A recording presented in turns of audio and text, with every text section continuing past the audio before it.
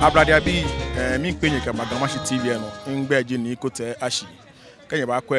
omo wo be ehye ni ake ganfomo bi wo babu awo ina ni oputi no wo hwa shin kanya ba kwa nse ake ashin abalai ni me trash datre foi ke nurse foi ke akuchombi trash ni akwa me mo wa bia ke ni mi na fio be English Assemblyman ni Honorable FESTUS HAYFORD eke Honorable ni LANTE VANDERPUYE ni odododo MP ke manye adom sika ni otubron nimfa manye asa won ke Joshua ni KOTOTU orphan aid ameke Assemblyman echaya ni akwa elacheme aha chofan ke ni bi akedi manye ye manse na enye ba ewo efa ina donlo ni ameba domo na ale ko ni ameke wonoko o nyeminu ni amaye be da ni na adu e be wo nke microphone e ba me ko ni amenya ameke wonoko no mo mi body maje o manya bla we yo ke ba na bo be mini ji o mane e be manya fio ni yoji manya fio ni yoji dumo be ha manya shika ebe bi ene efangba fio de ke o woba ni woba represent le ke orphan age Joshua ni KOTOTU orphan age no woni mba bi ene ni makwe no ni ya no kuni wana yes lele je loko bibio mo wo bi ehye ni be ne bala asani wo fi amo ebo modern kuni ba kwe wale ke no ni afi kuni na ke shino fi ano ya no jogba kuni wonye woye o mo wo jogba o nyesa afile afi e kumi shi akeni nyekenye kon ba womi ni manya adom sika ke e couple womi ewo ni egbele nche sika e wona e couple ba womi e agela mi na fe 8 ina get ote rounds o miniji o general impression so far. Yeah, so far in the London market Germany kan in the jelo ko bibio me buashi ejen wa niko kwe ona keshin no ni ya no wa me wa ni na shi chofan jen wona kan ame je chofan keke shin chofan papai ke lab na fe ke no fi ano na keshi yes ano jogba lele this time ele manye shika ke Assemblyman ke meni MP ameka me wo mi wa ewo ona keshi lele ete no jogba ni won machine wa keshi ame bomode na me fe na kenya wo yo machima benke na adu ni na adu ake won ko na adu na go ba bi egeje 8 o'clock na bi manpa na oye ko ni mpo shin ote rounds o yakwani bi ni ya no miniji o impression so far. So far inte chichaku inte London market dani BNA ni inake me ebuashi wa na achuni ewo nyuma jomo fia moneke lelewo ni neishi o na ke ofe manye adom sika na donlo keje nesie na ba ya minishi wo ba anye okewo ni o assurance no ba anye okewo ake nyekenye kon ba wo shi ke ya lo. Oh, almost every year waba fe nekeni ne ke wame ewo amekwe wo hie waba fe pi yo akena me fe manyeshika na don lo manwe ni ama egbe ko ni eha ina agbe ewie mo ni ewie mo ikan ke ha me ni uni nkwe bona fe ni no ni manye adom sika efie eha ni me konkume wana ni taflache eba me chinde ni wo se ka cha me ameka meshika apa pia nekeni ni English ke kinkan anna emama papa na ebu ake abie kome fe mo yegan ko kwene timo kintin clan niji clan ulomo eke gan traditional council efe health work na afe health work na ba asa anwe nye ba nye nkwe nya na akwa elacheme wo minenye yo ke ha me ko ni me ni nkwe ameka me yaba wo yo loko fio ni yo ma we jashi wonda mo fia mo shin ke nashka ke mo fia mo ne ke wo ne ke ni nemi ake nu adwo ame fe ye fe na me na shika ye ame nu adwo ame na me ebu ame ke no fia no if you advice feel ni mi ma ha keshi mi makpa mo ni ko me akeshi mi pa me fa wa orphan age ni wo fio ne e kan sha ko o wa pa mu ni yo fa ke donation ko alo do me ni ame yo around ame na akeshi ame feel for the ken o wa bi ame gbe egbele yan wo mo fe wa yen ba no feel no yo waka akeshi wo he wo ba he wo kwa support orphan ko no fi ana ya no jogba e ko ba je me wa na me bi gbe ke bi ebe easy shimbole Nungmo pe ka wo yo jeme. O wa pa ma fa she. Ke loko fi ono nye. Wa you are welcome. Gbe egbele yan bo. Kono ba ni o ba wa. Kono fi na ya no jogba. Wonda mo fi amoshi. So ba no care what project ko menye fi afi ne ho elu. Yeah. Oh, I feel what project what fi we pay wo have free books. Ni wake ni bi hu ye mami. Wake ni bi ye mami. Ke o face screening ho. Ke o ha donation ye o te kolebo emi. Ni wa fe children hospital. Wa ha ni bi ye jeme. So far no ni no fe. Wo be no ni GAMASHIE bi fen ke gafen ba ke ji. Wonda manye adom sika ke ebi ne choice ni ji Joshua ni KOTOTU ORPHAN aid. Wonda nyeshi ojogba ake ni honorable assemblyman ba shiagbo ye manye adom sika shina na egbele ni jami ni wa monisa na ekewa no tashi no ko na keje febo for oye man senjo oye man emi njio orphan aid na fio aken wa gama bi alo aken wa gadangbe bi wo mo fe mo ni oye noko no ba sumo no oke support e chi obenke wo ko chi obenke wo wo ba ngono jogba nu shinda ni sane aken habo e wo ke ba habo manya dom sika ke nya ira don ake nye eke nye ni wo wule nga ake eke aba domo na ke ni ne eke eba domo ewo GAMASHIE TV bi nwu ke manya dom sika oyiro adon ake obomoden no wa GAMASHIE na afi health screening what's afin wo ya ke no ba ba na ebola nchepo o ba so ba fero ni fede ni next year na ba fe nwu e o ba support na kan no ewo oyiro adon twa no man dey afi wo fe wo no GAMASHIE TV no nya yo bia na watch wo benke wo mami me ko me na Jamestown roundabout ni ja kpangaji wo ba sumoni wo bia me sana ge so far so good time na ne amena boni ne ya lete ake honorable assemblyman ke honorable ni LANTE VANDERPUYE ni ji Odododo MP ke manye adom sika ke Joshua ni KOTOTU ORPHAN aid amechaya na meke abakweme na he agbutempo o ba chi obengo mami me ko ni ameka wonoko so far so good o fa na ogbeke enoje ke no fi ebia ngene acho mi na momo nja kpangadi mbana kwa nke MBF ni wasa fi mo ni nani ekekwo wo eke anwo ni wona lo obo enalo obo ene na ye ne ekekwo wo yene na ye jemele fefe no next time West Africa ba na wo de na ekwa wo eko mi na momo nja kpangaji nini nke si ne o mi do ko manya dom sika nke ira don agbo West Africa de na ye eko na kan no fe na kan ne ka ba kwa wo yo be o mami eko ye bi ni e ba chon egbe ke no ni poten ni efi e bi egbene o fa na ogbe ke no je o fa na nje afi na min da doctor ni ka wo babi ne wonderleshin ni wasa fi be ne e babi e ko ni ne ba po wo e ko ni no ko aka fi wo wonderleshin o mi do ko manya dom sika wonderleshin ojogba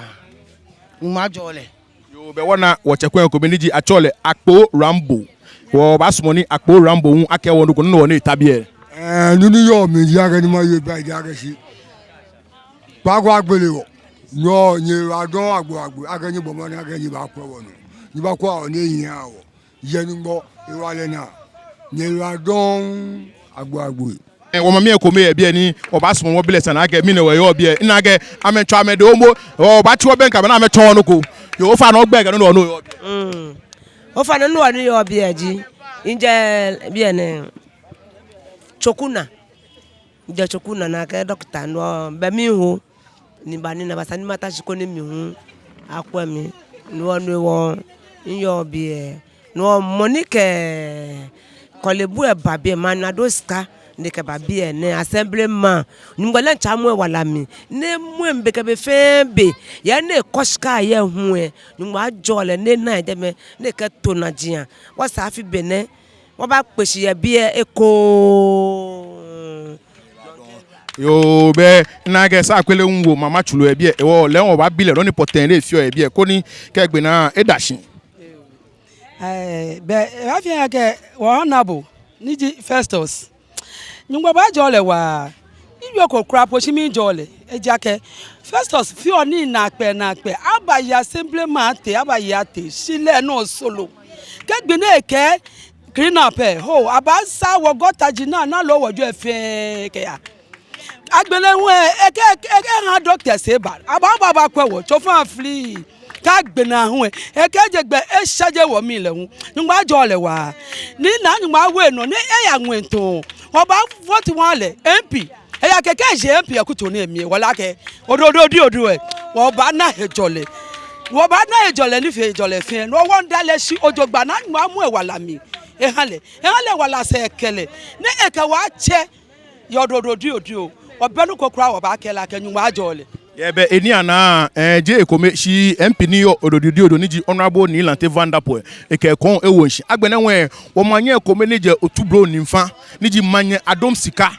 e America lewo ni ahye egbo lewo ekun ekwa ni ke ekon wonshi o mi no ko manye adom sika ke ebinu ne twen se de efe ni ne ken kaile mike manya ke nyuma jole he ne yo na gbelegbe wuluko hanle eja ke eye manse fe edwen man bia he no nyuma janwe ne jole ke ebi nu efe agbene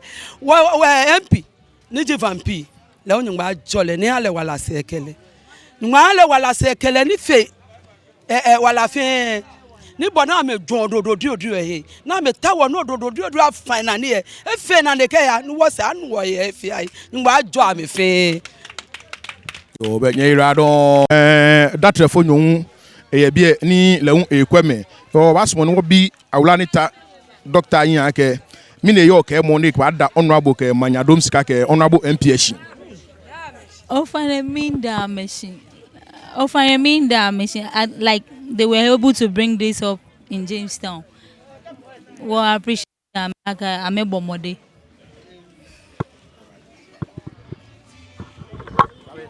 So be GAMASHIE TV no onyo yo we Jamestown runabout ani GAMASHIE ake ni wo ke fonhye ake no feni ba ya no gan wo ba try ada fini Jemfen ana ake GAMASHIE wo ke wo de nche wo no YouTube Facebook wo ke subscribe mo no share ake ni bi papa na afi gan no ya da fi wo twa bia den wo chi wo benke wa assemblyman ni ji ni na ma ehwo no je ekome eke honorable MP ke manyadom sika wo ke wo kwe mase amenu mase wa bi honorable ake kenklen mini lamo be ichomi na ne fe ne ke ni ne sani ibone le ngo wo je la mo si no ni o mi ja keke oye wale oye ni mo fe mo ni e wale ni achejile no titi no jino ni mo ni inkechu ne ke nu chimo fe ma ke o fe wa akwe ka le no na ke le ba twa mo koju e be na kan mo sana chomole ke no ko ye sana ka akwele ni akejajile shimoni ye wale le jimoni ba nye ya ni achuni ni nye ke kwa bashi na ke kwesha na ke kwe manfe no biami ni inte mambia yin ni india ka me fon shiki ami doko ni ke fita idi ake dawo ke biona ni maba ni mabo wode wo bua that we fu ke nesi fu ana ni abakwa me he wale na momi ame pa mi ke ni bona fe ni ikabala ke we je no ake truka no ko fe le gbe se goda bida shike ye ni ko mo na mi no ko ya no jugba awu nga na chon me agbe bona me fe ni ame yin sha me ha ke bona ma fe ame ni ila kwa ba cho amoju truka na mi le wo menegbi ne yesusu mo mi ke me ni ke chun ni fe wo ke me wo yin ake be da wa fie wo ba chun ne ke nu chun mo ne wo kenye nkwe ise alo ke if you anke unyem nuwe ke epianfo ya mete rounds omo ame a wo fe wona no ni ya no ebi e na ebe no jinu chumoni wo ke fo shimi na gbina ke wo ke that we fui na si fui ke ni ba bi e ni akwe akuchu bi e ni English bi apa nke ni akeme ni no ko ya no jugba awu amenga ke no ni sana me fi no amenya me fi no chumo na je bi e ne pe won chu e shin bi ewe akanwaji runabout court London market anu ejime abini court teacher aku ya fie na ni amie lehun anu ejime no ejinu chumoko ni won chume negbine ni wo ke wa ma bi fe bona fe ni he wale ni wo yo ni ba wo chumo ni acheme wo na ko yo pa mi ojugba de nche yo na agbene we wona ke bia na jo kome ni sa file ni ho onyo bomode no fe e komepe si mene mi na ke o fe e straw tete ngba ne ke wale na eje if you get this afia be ni wo chune ke no chumo ne moni bo nga wotue peji moni ye hie yue moni je se ba ji ake mo nu chumo ye fine alo nu chumo te no jugba shimo e komi ye na afi ha me anye ameba ojugba de che no be sani afine wo fene wo he ni wo gbe wo fi jian ke ya ada places say wo electoral area no ye wo sani gba mi wo ko ne ke he bi etene ya ke wo la ke me eje no etu ake other places wo shi ni wo you ne ke wo gbe ni na wo agency no wo before ake series ni wo ba ya akuchi e fe ni electoral area mi na me hu wa chu ne ke no chumo ne eje kema anoma won ke ibere mada wo MPH ona boni LANTE VANDERPUYE ake ni nke ne ke no chumo ne baba no le hu he wale ni yo ike mpia no chumo se agbene wo mami ke o manye adom sika le hu kecho inyeminu kote no ekele gbasani ni wo fe wo gbasani ni ina no chumo emi nse ni ke yo ne boni sana wa na ke chumo ni le hu ekun eba wo shi ojogba de nche mene ko na nu chumo dumoshi be dumoshi ake ne ke mene ke wonyeminu alaji Isaka Collison le hu ke kon wo shi ojogba de nche no ne ke mene ke me kon ko me fe ni yo se pharmaceutical companies ke chon MNG Pharmanova Golden Towers Letab New Global ekome ni mene gbina ba wa ni chumo ne fe ya no ameji meni mlecho ani ichi ameta gbene team ni ke chumo ni ji management team ame wa de nche ni nu chumo nu wo chumo ne le ame shi kokra shi ame mo mi ojuba de nche ni wo ke she ni wo ke she ne wo kale nu nche ko gbe ebe nu echu ake ni acknowledge bu o he wale nu ke wo nu chumo ne mi ni ya no shimbo ife no yo nke o iwa don agbagbe nu ncho de nche ajobu ke ha shoni na mo he wo no ko ba pete ne ke nu chumo ne ni me ne ya no ne oni wa me no ba ka me ni tuta na me ka ko ba wo efe no yo no kwemi mblecho ani nu chumo le na pi ni to be ni ncho nke je na agbe ni shi no ni before ba ka ke series ke wo je bi o ba ya ikunku ka shi be ni ye ba ende wa kan watch and wo ka le no bo mi to e man say o fa ne o no ko fi e no yin ake bibi okra je bibi oni ni no fe no pa wo mi la ke nu cho ngbo ba jobu no mi pa fa ake efe no bo mi to nu chumo ya no mo bi ake o support no yo alu wa mo no yo no ba nyopa wa wo ke cho fanju ke shikanju ke nga wonju ke no fia no fe ke wo buana wo fe le ko me ihani nu chumo yo emu ni efi o manye ke wo ngbo hin enya onye fine efe no yo mpa bo fai ni ke osmodo ba support inyemi nu ani jikote wo kele nu chumo ni efe ta team ehi ke no ko emu aka ni fi assembly man ko hye nkuchu emi inta mo le wa kra ni wa mo no yo nbo okuba wa onye fa nye fenye yiwa don agbagbe nye fenye yiwa don ake manye adom sika na don le ni yo bi ke honorable FESTUS HAYFORD ke obra onyemi no ni ama na ni onyemi yo na adu ngble cha ko me ba gmashi da ple ke je ofele de ihanye fen ake nye de nu chumo papa nshi wo he wo ya ke nye ba cha no na ka no ni mo femo anaise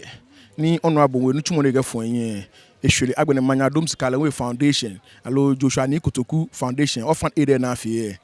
mo femo abawa na support the machine ni chumo na me gefo amenya ka ma wa gadan gbe bi na me wa gadan me ko oye manse ju oye Ghana ju oye China je fan no yo ke okon abawo nshi ke una GAMASHIE TV ni otawo honorable assemblyman ma connectable no tawo manya dom skala o ba connectable o shikomeko o kanye fenye iradon o sa afi bene o hanye mini afia ne bani nawo nye iradon